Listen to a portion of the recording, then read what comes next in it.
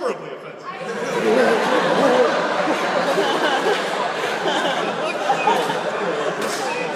Titanic Players is an improv group at Northwestern. What it is it's long-form improv, which means that we get a one-word suggestion from the audience, and then from there we build a whole piece on it, which usually lasts about 20 minutes, and it consists of all sorts of scenes that are based on what the audience gave us, and it's hilarious. Northwestern University's Titanic Players held their monthly show this past Friday at the Alice Miller Chapel, inciting laughter from the crowd with their unique style of long-form improv. Despite the show being held on a rainy Friday night, a crowd of more than 100 turned out and were impressed with what they saw. I never would have guessed.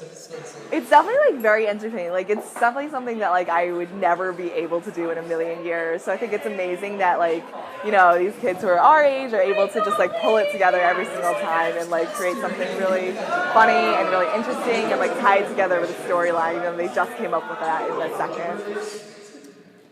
Despite the show being held at the chapel, which isn't the usual location for Titanic Players shows, the performers were happy with the show. I thought the show went well. It was weird. It was different, and that's not necessarily a bad thing. It was a new venue.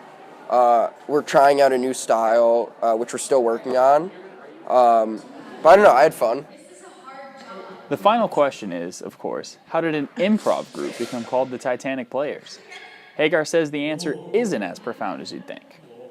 But Titanic Players was started by an NU alum named Mike Abdel Said. One day he and some of his friends were drunk and they named it the Titanic Players.